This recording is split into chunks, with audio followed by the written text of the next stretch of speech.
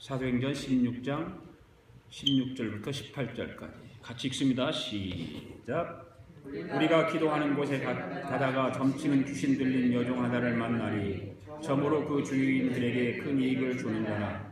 그가 바울과 우리를 따라서 소리질러 이르되 이 사람들은 지극히 높은 하나님의 종으로서 구원의 길을 너희에게 전하는 자라 하며 이같이 여러 날을 하는지라. 바울이 심히 괴로워하여 돌이켜 그 귀신에게 이르되 예수 그리스도의 이름으로 내가 네게 명하노니 그에게서 나오라 하니 귀신이 즉시 나오니라. 아멘. 오늘도 은혜 받기를 원합니다. 인사하시면서 앉으시기 바랍니다.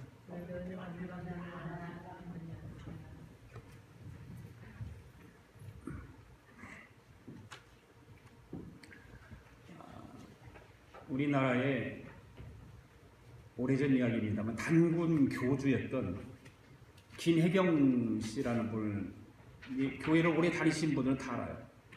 김혜경 씨라는 분이 전도를 받고 예수님이 영접하고 나서 개종을 했죠. 그리고 신학을 공부해서 목사가 된 사람입니다. 그는 과거에 학봉대사라는 이름을 가지고 우리나라에서 가장 영통한 점쟁이로 통했던 사람입니다. 그 김학봉 씨는 정치를 하는 사람들에게 아주 인기가 좋았습니다. 왜냐하면 1992년 대통령 선거 당시에 김영삼 후보가 150만 표 차로 당선될 것이라고 예언했는데 그대로 적중했습니다. 그 일로 인해서 정치하는 사람들이 이 사람이 운영하는 점쟁이 집에 몰려들기 시작하면서 소문이 나서 만원 살해가 이루어질 정도로 유명한 점쟁이로 활동했던 사람입니다. 이 김혜경 씨가 예수를 믿고 개종을 한 뒤에 책을 썼는데 책 제목이 이렇습니다. 주여 사탄의 왕관을 벗었나이다. 이런 책입니다. 그 책을 보면 무당과 점쟁이들의 일들을 잘 기록해 놓은 책입니다. 무당들이 어떻게 해서 돈을 벌고 점쟁이들이 어떻게 돈을 버는가. 자기가 알고 있는 한 점쟁이는 강남에서 가장 영통한 도사로 통하고 있다고 합니다. 그래서 쪽집게 도사로 통한다고 합니다. 손님이 찾아오면 무슨 일로 자기를 찾아왔는지 귀신처럼 안다고 합니다. 집에 병든 자가 있다. 그것도 남편이다. 자식이다. 몇째 자녀가 대학에 떨어졌다. 남편이 바람 피운다. 요즘 사람이 사업이 어렵다 등등의 귀신처럼 잘 알아맞춘다고 합니다. 그렇게 알아맞춘 다음에 부적을 팔아먹는데 부적 한 장에 몇백만 원 아니 몇천만 원 그 더 많이도 받는다고 합니다. 그러면 어떻게 그렇게 귀신처럼 알아맞추는가 하면 그 방법이 있답니다. 부유층 집안 사정을 잘 아는 가사도우미들을 돈을 주고 매수해가지고 그 가정에 일어나는 모든 일들의 정보를 수집해서 자기가 가지고 있는 거죠. 그리고서 가사도우미로 하여금 용한 점쟁이가 있다라고 해서 부잣집 마님들에게 데리고 오면 그렇게 해서 알아맞힌다는 거죠. 그리고 그렇게 해서 부적을 판 돈을 그 가사도우미하고 같이 나눠 가진다고 합니다. 이 김혜경 씨 자신도 과거에 그렇게 해서 돈을 많이 벌었다고 합니다. 점쟁이 노릇, 무당 노릇,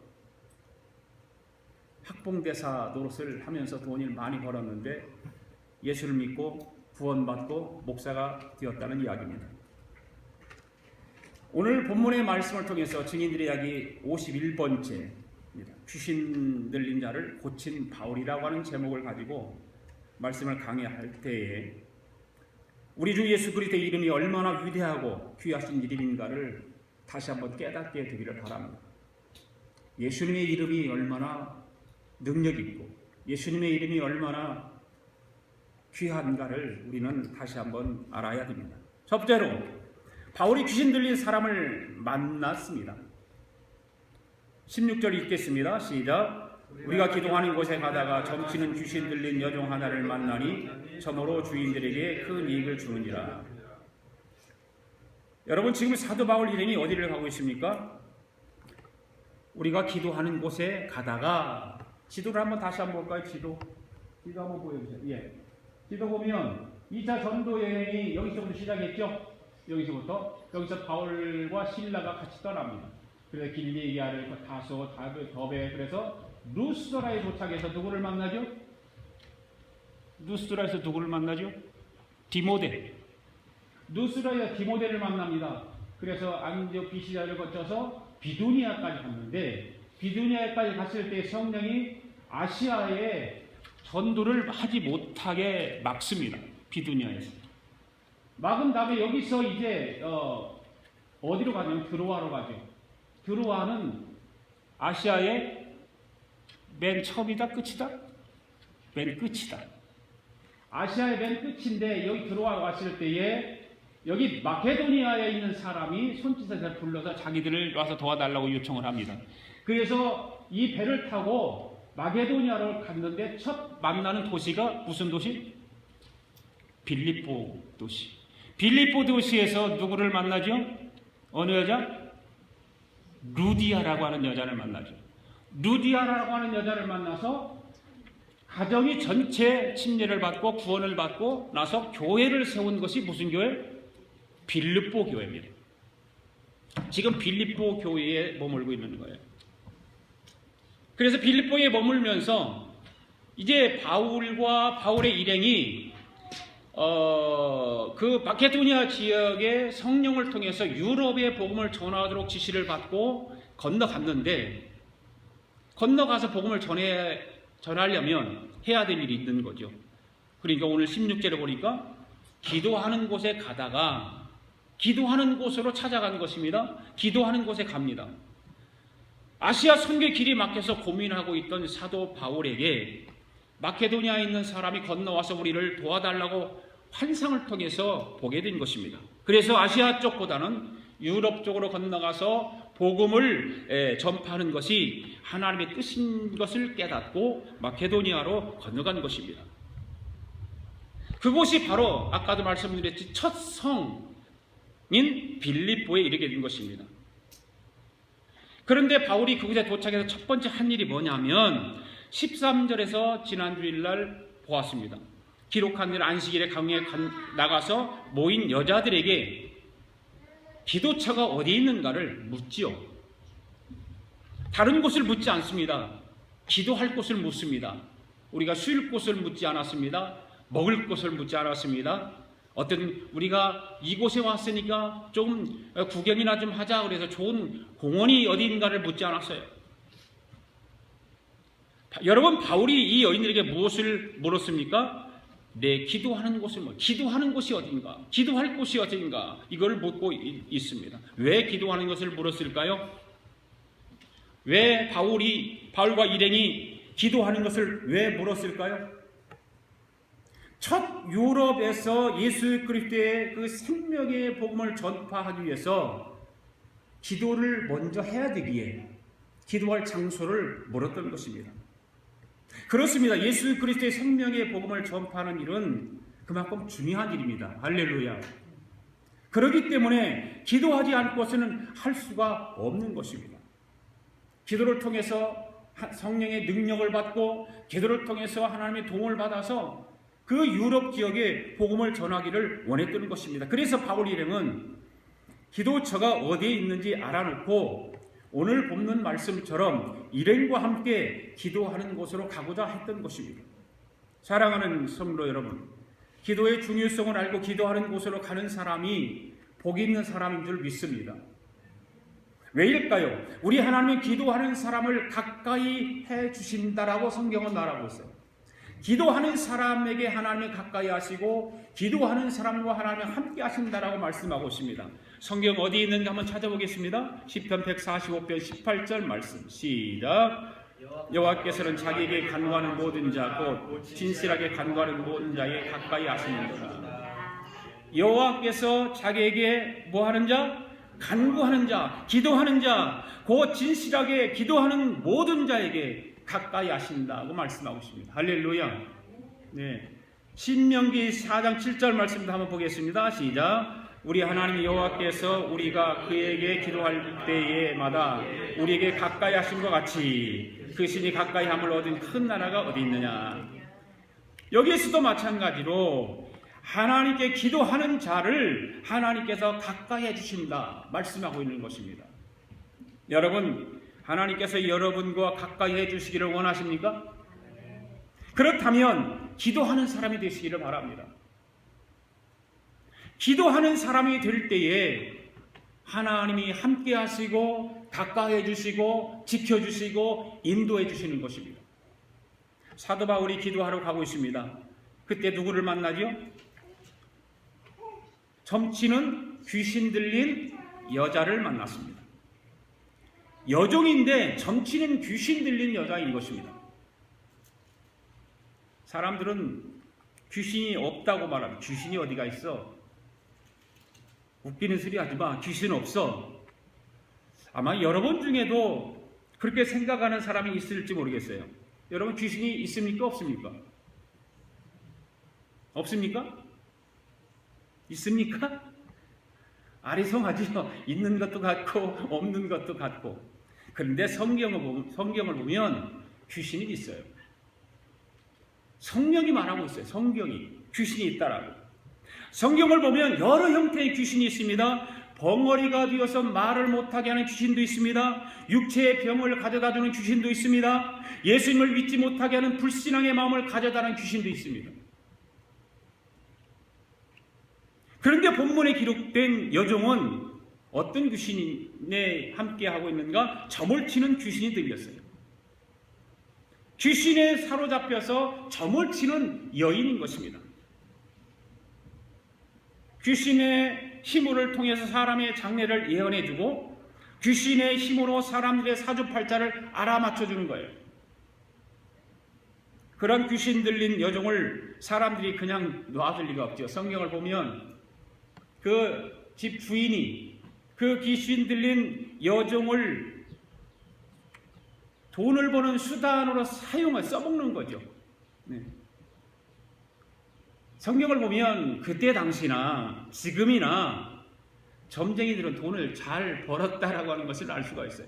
지금도 점쟁이들은 돈을 잘 법니다. 왜 이렇게 돈을 잘 버는지 모르겠어요. 그래서 그런지 사람들이 하나님의 말씀에 대해서는 무관심하는데 점쟁이 하는 말에 대해서는 굉장한 신빙성을 가지고 거기에 끌려갑니다. 이상하죠? 그래서 돈을 많이 버는 것 같아요. 그리고 점쟁이가 요구하는 돈은 아까운 줄 모르고 달라는 대로 다 줍니다. 이상하죠? 이 여종은 열심히 점을 쳐서 그래서 버는 돈을 가지고 주인을 크게 부유하게 만들었습니다. 지금 이 여인을 점을 치는 것이 자기가 뭐 학문으로 배워서 하는 것이 아닙니다. 그냥 귀신이 들려서 귀신의 힘으로 하고 있습니다. 귀신의 힘에 눌려서 자기 주인을 유익하게 하고 있습니다. 여러분, 사람들이 왜 점을 친다라고 생각을 하십니까? 왜 점을 칠까요? 미래가 불확실하기 때문에 점을 치는 거 아닐까요? 미래가 확신이 없습니다. 그러니까 뭔가 좀 점을 쳐서라도 마음의 위로를 받고 그렇게 살기를 원하는 것이 사람입니다. 그래서 점을 치면서 자기의 미래에 대해서 알기를 원하기는 거예요. 미래가 불안하니까 그 불안한 마음을 좀 덜어보기 위해서 점쟁이를 찾아가는 것입니다.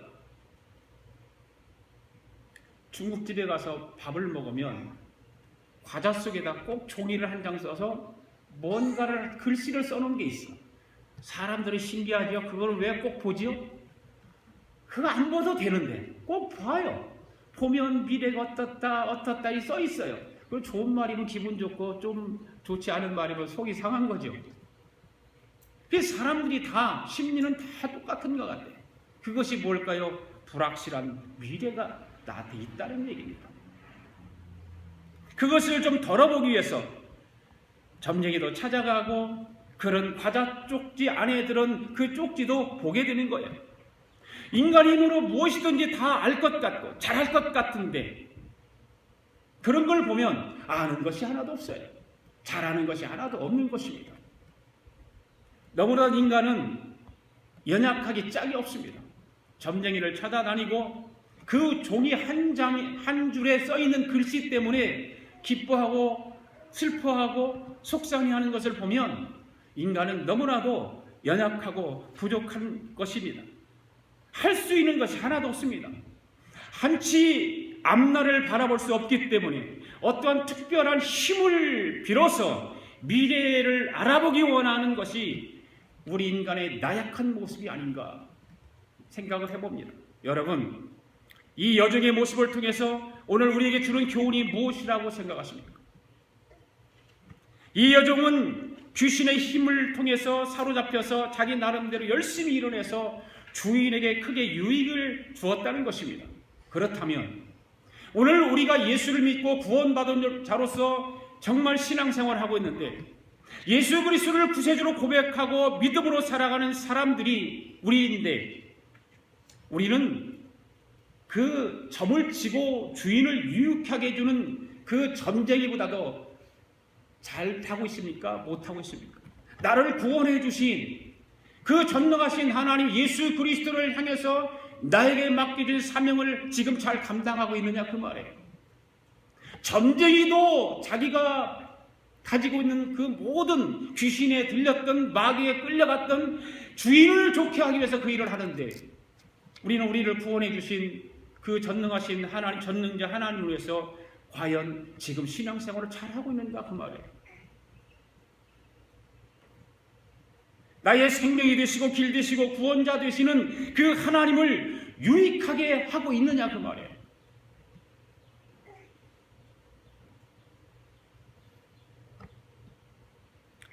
오늘 우리 모두는 나를 구원해 주신 전능하신 하나님을 유익하게 하는 사람들이 되어야 하는 줄로 믿습니다.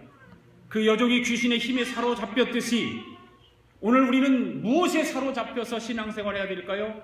세상 것에 사로잡혀서 신앙생활을 해야 될까요?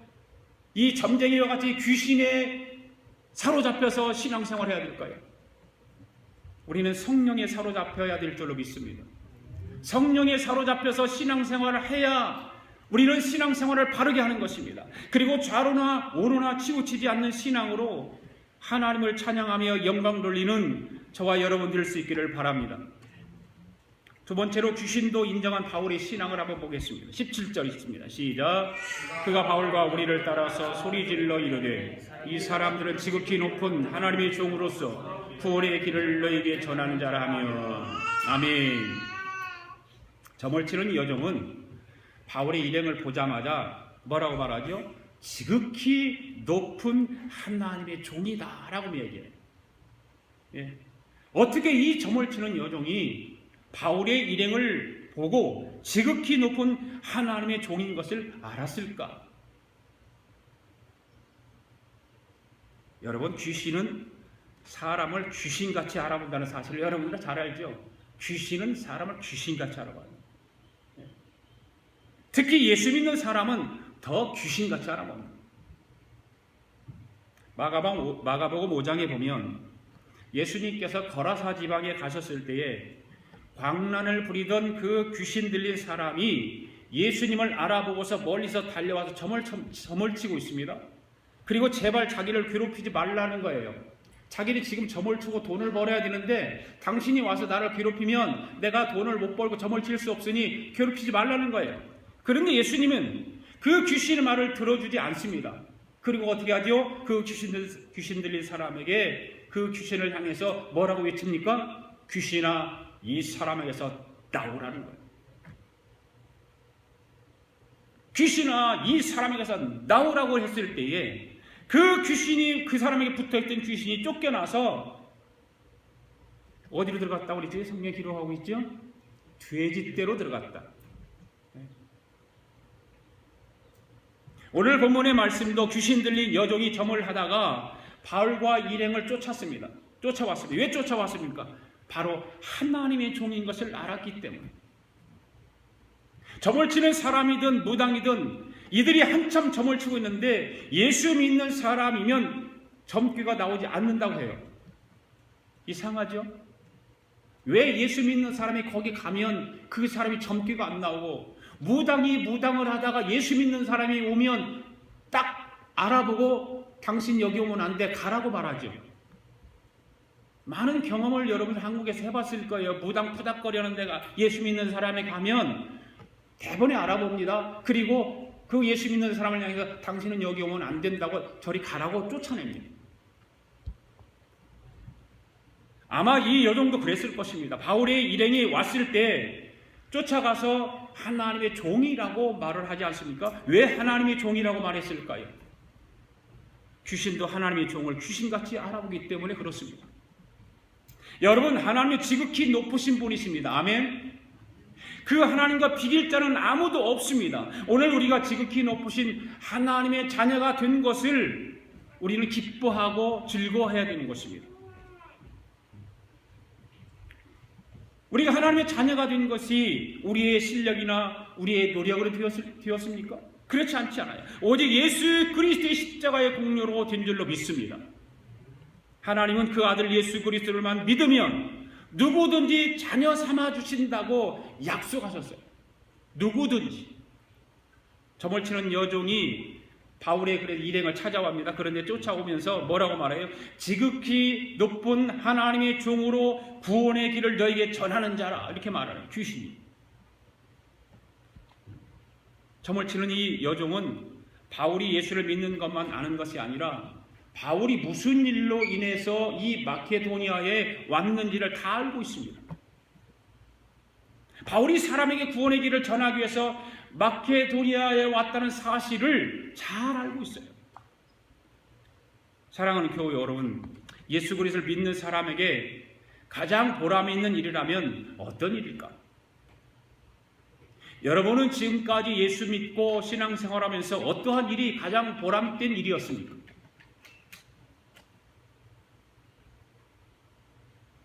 예배 잘 드리는 거였습니까? 기도 열심히 하는 거였습니까?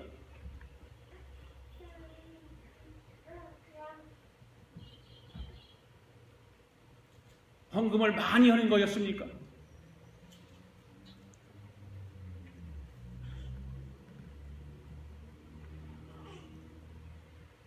바로 바울이 마케도니아 온 것이 구원의 길을 전하기 위해 온 것처럼 예수 그리스도의 생명의 복음을 통한 구원의 길을 전하는 것이 가장 예수 믿으면서 느끼는 보람된 일이 아닐까요? 예수 그리스도를 알지 못하는 사람에게 꼭 구원받아서 천국을 가야 될 사람에게 내가 믿는 예수 그리스도를 전하는 것이 예수 믿고 난 이후에 가장 보람이 있는 일이 아니냐고 말해요. 예수 믿고 나서 여러분들이 잘 사는 것이 보람된 일입니까? 예수 믿고 나서 내가 기도하니까 우리 자녀들이 정말 축복받았다고 하는 것이 보람된 것입니까? 물론 우리는 육신의 몸을 가지고 있기 때문에 그러한 모든 것도 예수 믿고 난 이후에 보람된 일이 있지만 성경은 우리에게 그렇게 말하지 않아요. 바울이 오늘 마케도니아 돌아가서 그 귀신 들린 여인을 만나면서 그 둘의 관계 속에서 복음을 증거하는 그 일을 귀신도 알아보았다. 바울이 왜 마케도니아에 왔는가? 이 귀신 들린 이 점을 치는 여자도 바울이 복음 전하러 이곳에 왔다는 것을 알았다는 거예요.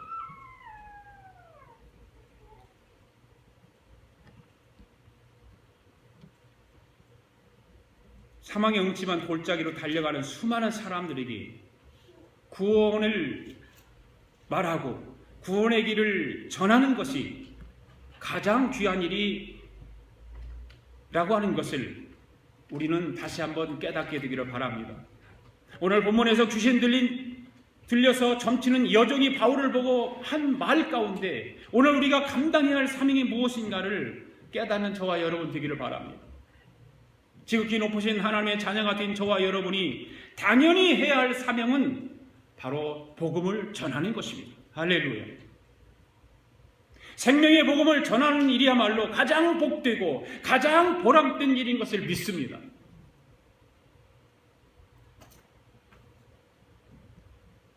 사도 바울은 예수님을 영접하고 난 이후로 분명하게 깨달은 것이 있잖아요. 생명의 복음을 전하는 것인 줄 믿고 모든 것을 뒤로 했다. 자기가 가지고 있는 것, 자기에게 영향력이 있는 것, 자기가 누릴 수 있는 것, 모든 것을 다 내려놓고 뒤로 하고 바로 예수 그리스도를 전하기 위해서 다 내려놨다 그랬어요. 내려놨다.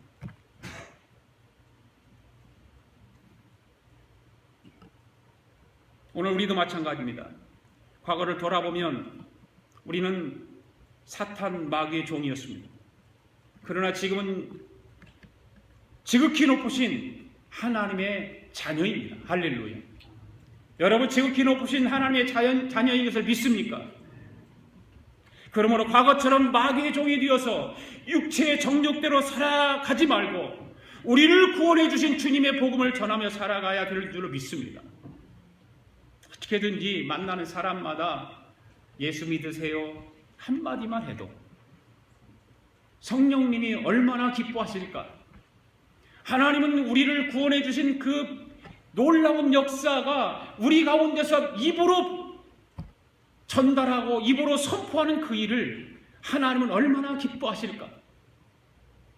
그런 사람들을 향해서 주님이 말씀하신 하늘의 해와 같이 빛날 것이다.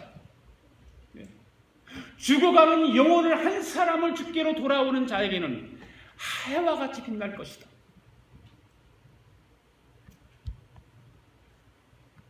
지금도 우리 주변에는 예수 그리스도를 알지 못해서 영적으로 소경이 되어서 구원의 길을 알지 못하고 방황하며 살아가는 사람들이 얼마나 많습니까? 하나님은 지금 저와 여러분에게 그 사명을 부여하신 줄 믿습니다. 그들의 구원의 길로 인도하는 저와 여러분 될 수 있기를 바랍니다. 우리가 나가서 복음을 전할 때에 그 복음을 듣기를 거부하는 사람도 있죠. 다른 사람에게 가서 전도하세요. 나는 싫어요. 그런 사람 분명히 있어요. 그러나 우리가 믿음을 가지고 사명을 다하여서 전한다면 우리가 복음을 전하는 그 일을 듣기 싫어하는 사람도 있지만 우리가 전하는 그 한마디를 듣고 구원받아서 하나님의 백성이 되는 사람도 있다는 사실을 우리는 알아야 돼요. 우리가 입을 열어서 복음을 전하지 않는 것뿐이지 우리가 능력을 입어서 믿음을 가지고 복음을 전하면 그 많은 사람들 가운데 한 사람이라도 주님 앞으로 돌아온다는 사실이에요.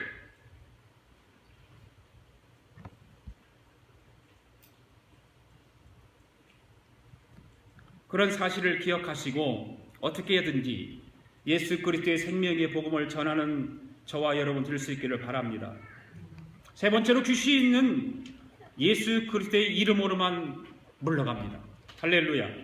18절 읽습니다. 시작. 이같이 여러 날을 하는지라 바울이 심히 기도하여 돌이켜 그 주인에게 이르되 예수 그리스도의 이름으로 내가 네게 명하노니 그에게서 나오라 하니 귀신이 즉시 나오니라. 할렐루야.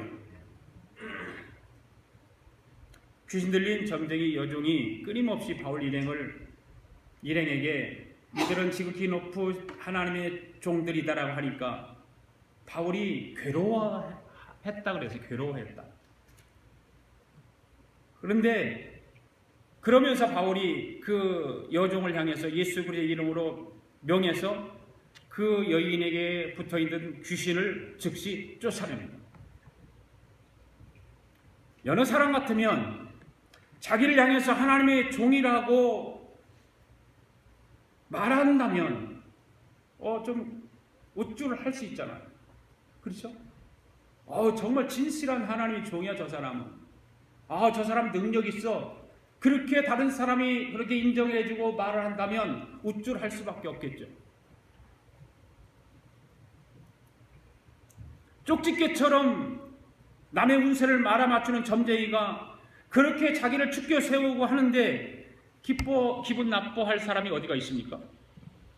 아무리 쪽집게처럼 점을 잘 치는 사람이 이야기한다 할지라도 그 말은 그렇게 듣기 싫은 말은 아닙니다. 자기를 세워주고 자기를 칭찬해 주는 거고 자기를 높여주는 것이기 때문에. 그렇게 되면 자동적으로 사람들에게 주목받게 될 것이고 또 인기는 더 높아질 것이 분명합니다. 그렇기 때문에 마음속으로는 기분이 그냥 괜찮아요. 그런데 사도 바울은 오늘 18절 말씀을 보면 뭐라고 말하고 있어요? 그 귀신 들린 그 여종이 하나님의 종이라고 지극히 높은 하나님의 종이라고 말할 때에 마음이 심히 괴로웠다라고 해서 기뻐한 것이 아니라 마음이 심히 괴로웠다는 것입니다. 왜 심히 괴로워했을까요? 바울은 하나님의 종으로서 그 귀신 들린 여종의 마음을 읽고 있었다는 얘기입니다. 읽고 있는 거예요. 귀신 들린 점쟁이가 사도 바울을 높이는 것을 결코 사도 바울을 교만하게 만들어서 넘어뜨리기 위한 수작이었다라고 하는 것을 이미 짐작하고 있는 것입니다. 그래서 그렇게 칭찬해주고 높였을 때 바울의 마음이 괴로운 거예요.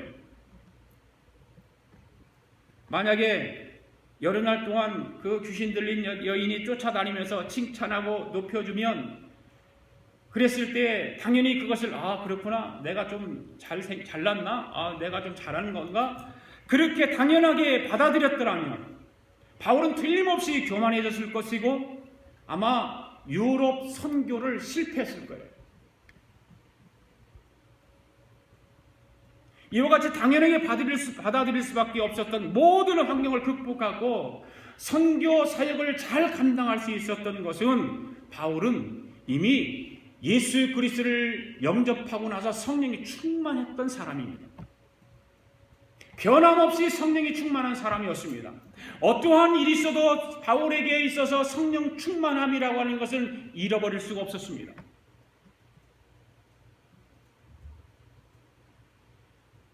사람은 누구나 칭찬 듣기를 원합니다. 그리고 칭찬을 들으면 기분이 좋습니다. 그러나 마냥 칭찬만 들으면 그것도 그렇게 좋은 것은 못 됩니다.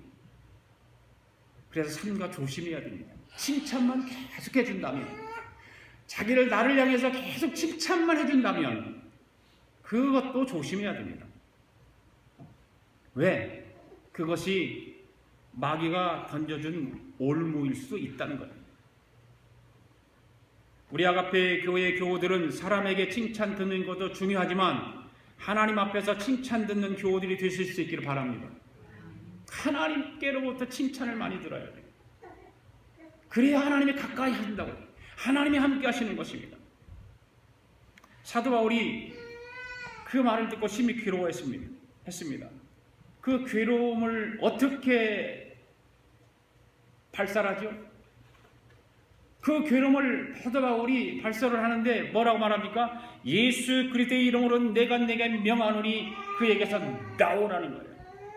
그 여인을 안에 들어있는 귀신을 향해서 지금 예수 그리스도의 이름으로 외친 것입니다. 그렇게 외쳤는데 어떻게 됐습니까? 그 귀신이 떠나가 버렸습니다. 할렐루야. 떠나가 버렸어요. 그 여종에게서 나간 귀신은 사도 바울이 능력이 있어서가 아닙니다. 바울의 목소리가 커서도 아닙니다. 바로 예수 그리스도의 이름이었습니다. 할렐루야. 예수 그리스도의 이름으로 능력이 있었기 때문인 것입니다. 그래서 우리는 예수 이름으로 다 하는 거예요. 예수 이름으로, 예수 이름을 부르는 자는 구원을 얻으리라. 성경은 분명하게 우리에게 가르쳐 주고 있는 거예요. 귀신이 아무리 능력이 있어도 예수 그리스도의 이름 앞에서는 꼼짝하지 못하는 것입니다. 할렐루야. 우리 옛날에 영화들 많이 보잖아요. 귀신 나오는 영화들, 마귀 나오는 영화들. 그런 영화는 십자가만 갖다 다 보여줘도 귀신은 벌벌 떨고 마귀도 벌벌 떨고 다 도망가요. 주량랑을 쳐요. 그만큼 예수 그리스도 앞에서 귀신은 떨게 되어 있는 거예요. 떠나가게 되어 있는 것입니다. 아무리 주의 종들이 아무리 능력이 있어도 예수 이름의 권세가 아니면 귀신 들린 사람을 고칠 수 없는 것입니다. 사랑하는 교우 여러분, 우리 예수님의 이름은 무한한 능력이 있습니다. 믿습니까? 그 이름으로 병든 자를 위해서 기도하며 병이 낫습니다. 그 이름으로 귀신을 쫓아내면 귀신도 떠나가는 것입니다. 누구든지 그 이름을 믿고 그 이름 앞에 무릎을 꿇으면 구원을 받습니다. 예수 이름으로 기도하면 응답받습니다. 우리 권사님이 간증해야 될 일인데, 우리 권사님이 집을 사기 위해서 막 집을 보러 다니셨어요. 그래서 기도하는 중에 제 아내와 특별 기도를 좀 하자. 그래서 권사님하고 일주일 동안 특별 기도를 했습니다. 집을 사기 위해서. 그런데 기도를 끝나자마자 집을 샀어요. 진짜로. 하나님이 예비해 놓으신 집. 우리 권사님과 집사님이 마음에 드는 집. 돈은 조금 비싸지만 감당할 능력이 하나님께 또 주실 것이고, 바로 우리는 무슨 일이든지 하나님 앞에 예수 이름으로 기도하면 응답받습니다. 네.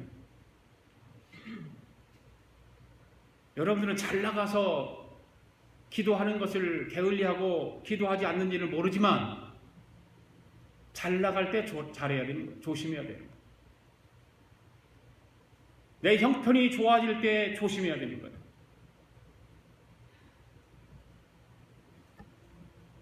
예수 이름으로 기도하면 응답받습니다. 예수 이름으로 귀신에게 명하면 귀신은 떠나갑니다. 그런데 많은 현대인들은 예수 이름을 거부해요. 예수 이름을 부르지도 못하게 하고, 십자가도 이제 교회에다 걸지도 못하게 하고, 이거 큰일이에요. 세상이 왜 그럴까? 예수 이름 앞에 모든 것이 떠나가기 때문에 마귀, 귀신, 사탄은 계속해서 그 예수 이름을 못하게 하는 거예요. 예수 이름 앞에 모든 것이 해결되는 거, 예수 이름으로 기도하면 응답받고, 예수 이름으로 병마를 물리치면 떠나가고, 예수 이름으로 악한 영들을 물러가게 돼 있고, 그러니까 그 귀신들은 그 예수를 못 부르게 하는 거예요. 그리고 귀신들은 세상 가운데서 성공하기를 원해요. 예수 이름 필요 없다는 것입니다. 내가 잘 배우고 내가 열심히 하면 내가 잘 살 수 있다는 거예요. 내가 돈 벌 수 있다는 거예요. 많은 기독교인들도 거기에 물들어 있습니다. 예수 그리스도의 이름으로가 아닌 세상의 이름으로 성공하기를 원하고, 세상의 이름으로 복받기를 원하고, 내 힘으로 잘 되기를 원하고,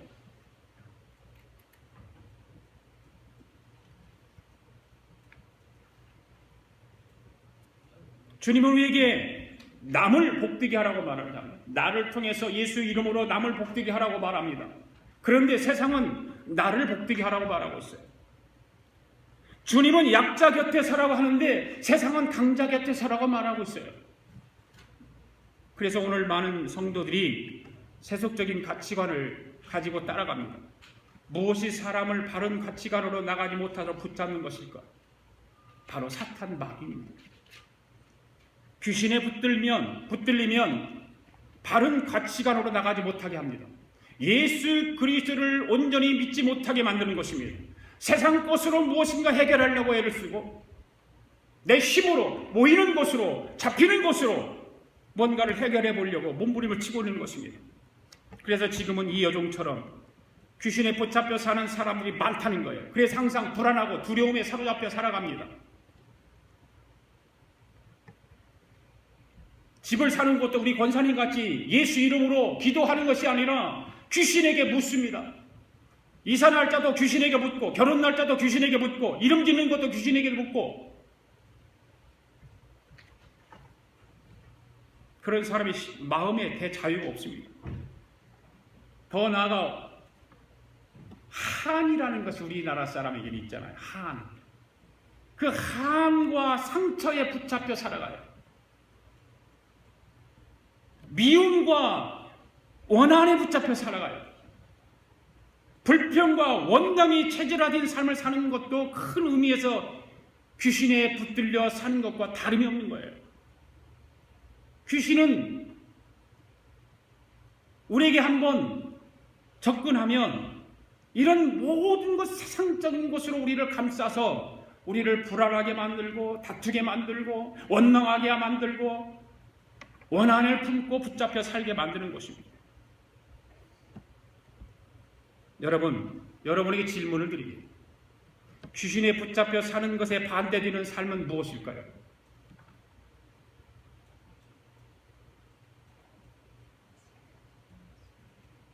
모르겠어요? 성령에 붙잡혀 사는 거예요. 할렐루야! 성령에 붙잡혀 사는 것입니다. 사도 바울은 성령에 붙잡혀 살았기에 복음을 위해서 고생을 했지만 결국 역사상 가장 위대한 인물이 될 수 있었습니다. 할렐루야! 이처럼 성도는 성령에 붙잡혀 살아야 될 줄로 믿습니다. 성령에 붙잡혀 산다는 것이 무엇일까요? 그것은 자신의 세상적인 방식과 권리를 포기하는 거예요. 바른 성도가 되려면 자기 방식대로 일하지 않고 자기 방식대로 살지 않는 것입니다. 하나님 말씀대로 사는 것입니다. 성령이 인도하시는 대로 사는 것입니다. 지금도 사탄은 세상적인 가치관을 가지고 성도들을 붙잡고 거룩한 전진을 하지 못하도록 방해하고 있습니다.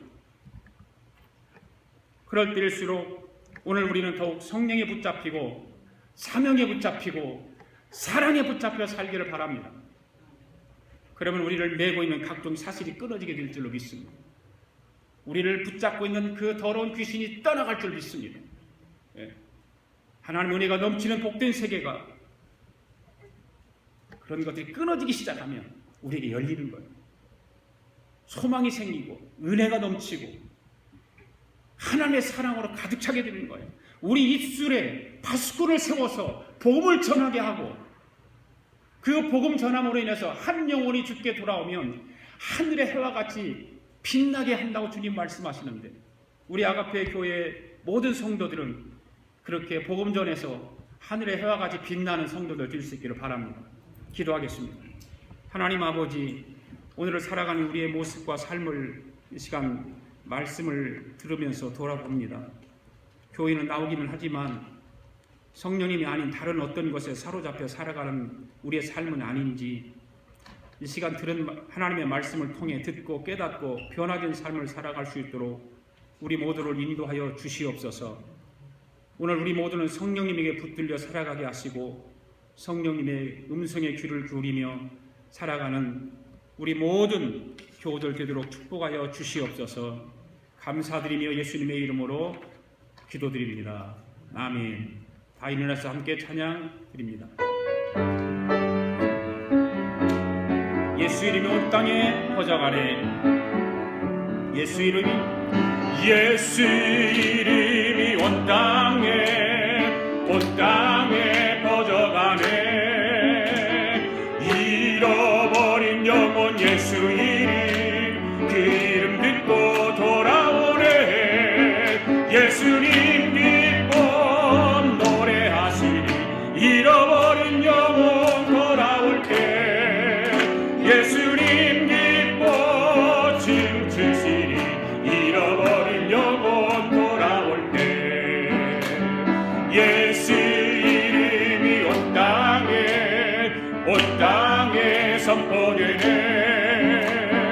하나님의 나라 열방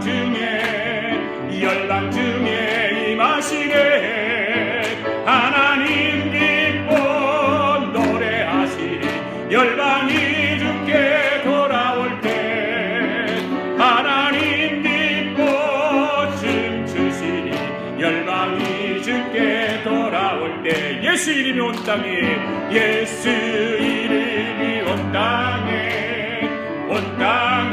퍼져가네. 잃어버린 영혼 예수 이름 그 이름 듣고 돌아오네. 예수님 기뻐 노래하시리. 잃어버린 영혼 돌아올 때 예수님 기뻐 춤추시리. 잃어버린 영혼 돌아올 때 예수 이름 온 땅에 선포되네. 하나님의 나라 열방 중에 임하시네. 하나님 기뻐 노래하시니 열방이 주께 돌아올 때. 하나님 기뻐 춤추시니 열방이 주께 예수님 기뻐 노래하시니 열방이 주께 노래할 때. 예수님 기뻐 춤추시니 열방이 주께 노래할. 예수님 기뻐